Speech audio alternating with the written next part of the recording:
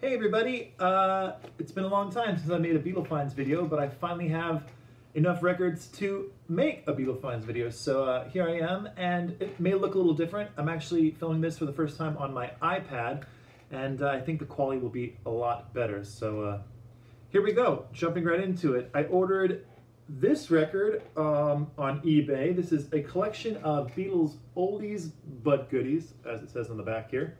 And this is a UK press, and it's an original UK pressing on the Parlophone label, which I will show you right now. And the interesting thing about this is this record feels a lot heavier than like a normal record. So kind of interesting. This one's a little bit beaten up, I will say. I got it for a very, very cheap price, but it still sounds pretty good.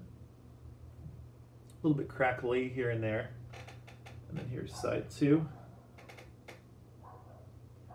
But it's definitely an early pressing. It's not a first pressing, but it's an early pressing for sure. And it does sound really good. Other than She Loves You is in that like fake stereo, which is kind of a drag. But everything else sounds very, very good, and I'm quite happy with it. Like I said, it is a little bit noisy, but can't complain. I think I got it for under $10, so definitely worth it, and definitely worth adding to my collection, because I think the other one I have of this, a collection of Beatle oldies, is just from I think like an 80s pressing. So really happy to get this original 60s pressing of this one. Moving on, I finally found this, and I'm really, really happy about this. I found this in a record shop. This is Revolver. And this is a German pressing from the EMI Electrola label, as you can see on the back here. And this is considered, amongst a lot of Beatle collectors, as like the best pressing of Revolver you can get as far as stereo pressing. And I 100% agree. This is my new go-to Revolver. It sounds phenomenal. The bass is excellent. The stereo image is really wide and really, really nice. Great highs. And this record that I got is in just really great condition. I lucked out, and I'll show you the label here. And it's got that Gemma box. You can see right there. Hopefully it's not too bright, but I think it is, but it's there, trust me. This record is in fantastic shape. Like I said, I got really lucky when I found this. And it just sounds so good. I've listened to this, I don't know, 5 or 6 times since I got it. And it really does sound fantastic. So if you ever see this one in your local record store, pick it up. The difference is it has this symbol. Instead of the Parlophone symbol or the capital symbol that we're all used to seeing, it's just got the apple in the box symbol. And then the back is just the normal back, which I've always loved that back cover for Revolver.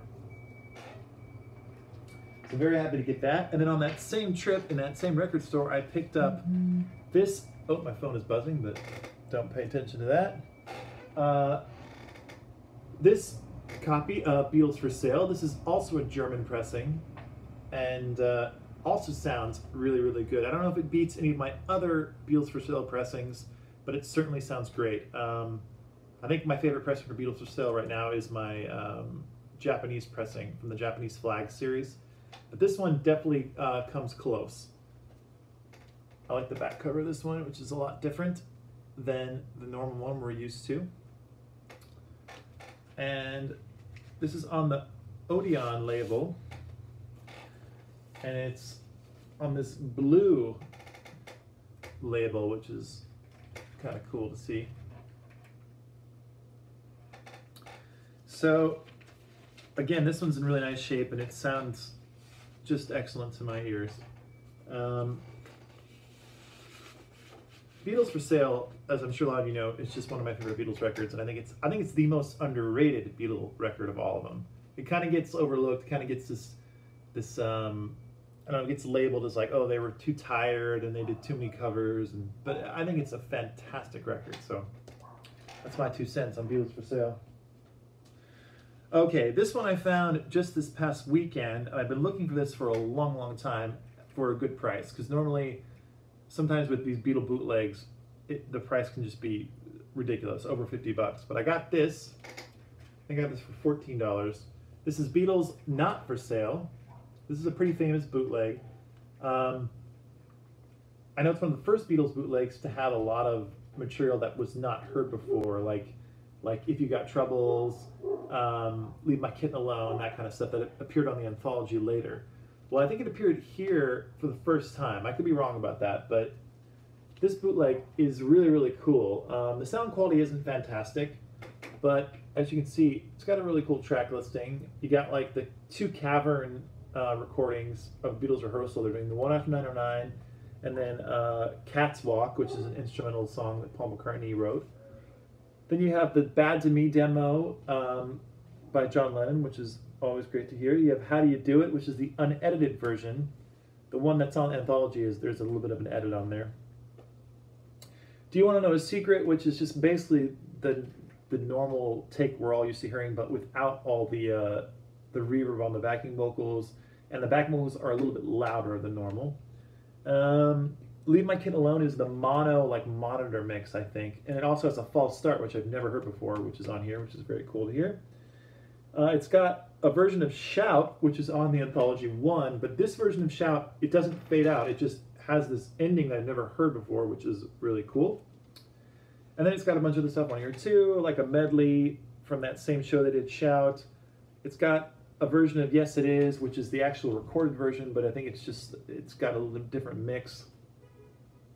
Paperback Rider, I don't hear any difference in this mix, really. It says it's a new mix, but it sounds the same to me. Your Mother Should Know is just the version we know without all the overdubs added to it. It's got a really big waste of time on here. It's got Birthday, which is just the normal version of Birthday, but it's got that, what do you call it, where they like, it's just like one channel of it, and then they reprocess the channels, so you just hear like certain background noises. Anyway, kind of a waste of time. Not a waste of time is Paul McCartney's demo of the song Goodbye that he wrote for Mary Hopkin, which is excellent. And I've never had it on record, but now I do, which I'm very happy about. And then it's got I Got a Feeling, an outtake from Get Back. I Me Mine, which is just the short version before Phil Spector got to it. And then it's got a different stereo mix of A Day in the Life, which is very, very good, I have to say. So, happy to have this, and it's on this NEMS records label, which has got these Beatles on it. Same for side 2. And yeah, it's something I really want to add to my collection for a long time, just because it's such a famous Beatle bootleg. And happy to add it to the collection. And like I said, it's got different degrees of sound quality. As far as some of the tracks are pretty rough, some of them sound studio quality. But yeah, Beatles Not For Sale. Okay, and then I have 2 Paul McCartney records that I picked up. Finally got my hands on a British pressing of Band on the Run, which I've been wanting for a very long time. The British pressing is the way to go, so I hear, amongst all the, you know, the message boards and all that kind of stuff. And I will agree with what everyone has been saying. The British pressing sounds so good. It's light years better than any of my US pressings. So I had to pick this one up, and I found this international record store, which was kind of unbelievable. And it's in really, really nice shape. There is the label there. And then there's side 2, same thing. But it just has a certain presence about it that the US pressings just don't really have. Really, really nice sound, and there's the back of it. And this doesn't include Hell on Wheels, because Hell on Wheels was just included on the US pressing. So this does not have Hell on Wheels, which is kind of interesting because I'm so used to hearing it on the record, but this is really the way Paul wanted it to be. And this, of course, comes with the inner sleeve with lyrics in this photo. And it originally came with that poster, but this one does not have the poster, which is a little bit too bad, but I already have the poster, so not that big a deal. And I'll put this back in the sleeve here. if I can do it without messing everything up. There's one. And this doesn't really quite fit with this new sleeve, but it does if you do it just so. So that's Band on the Run, the UK pressing, which I'm super happy about.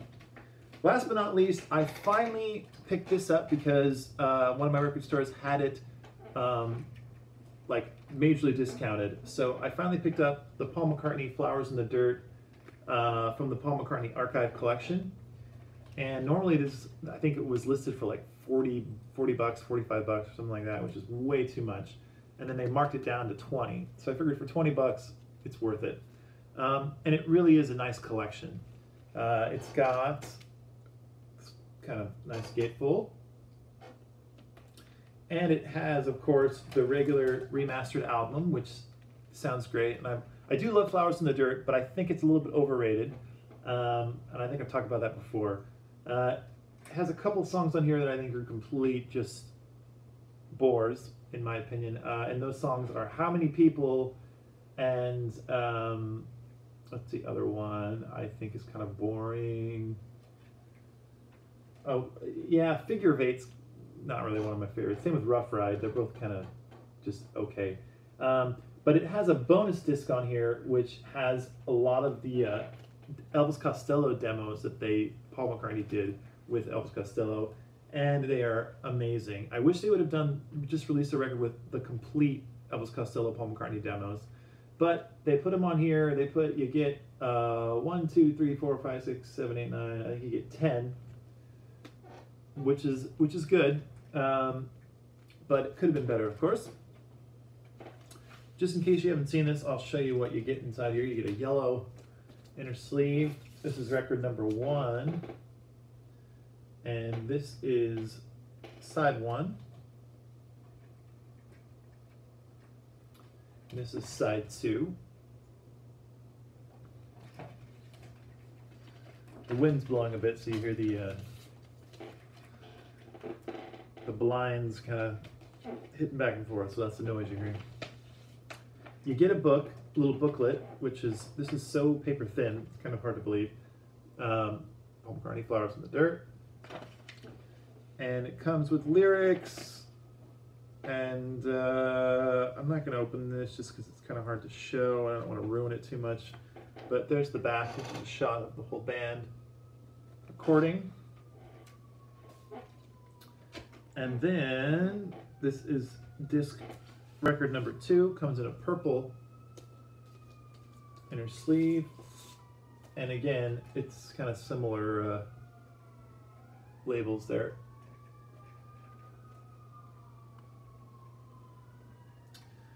So that's the Flowers in the Dirt Paul McCartney Archive release, and put it back in here. And it does sound really, really good. I do have to admit that. I have an original US pressing of Flowers in the Dirt, which sounds good also, but I think this one probably trumps that one a little bit. So I was happy to pick this up. And I know the big controversy with this was that there were there's 2, or I think just 1 song on here with this packaging. There's 1 song on that you can only get via download. I think it's that Us Le Soul, or I don't know how you say it, but you know the one I'm talking about, all you McCartney fans. But anyway, it's download only, and this did come with a download card, and I did download it, and I think it's a complete waste of time. So the whole controversy doesn't really bother me because that song isn't that great, and if they couldn't fit it on here, that's okay with me. I know a lot of people that were complaining because if you bought like the deluxe edition of the box of this, there was a lot of downloads you could get. So maybe some of those would have been good and that would have been a little bit frustrating. But anyway, I'm very happy with this, and the price is right, so there you go. So those are my Beatle finds for this time. And yeah, hopefully I'll be making some more videos very soon. I've been buying a lot of records actually, but these are just my Beatle finds as of late. I might do another, like a record haul find very soon. I got a record that actually kind of blew my mind. Two records recently that blew my mind. I'll mention them right now just quickly. One is Leonard Bernstein doing Gershwin's Rhapsody in Blue, which is just an amazing recording. And my friend Bertram got me into that, and I actually got two pressings of that, which it just sounds amazing. I'm not really that big on like classical music, but it really is really great. And then I got the new John Coltrane record. I think it's called From Both Sides at Once or something like that. And that record is amazing as well. So I might do some do some reviews on those two records as well. Anyway, that's it for now, and hope you enjoyed this Beatle Finds video. And please let me know in the comments if you have any thing to add. Maybe I said something wrong. Maybe I didn't say something at all. All right. See you next time. There's Paul looking kind of goofy.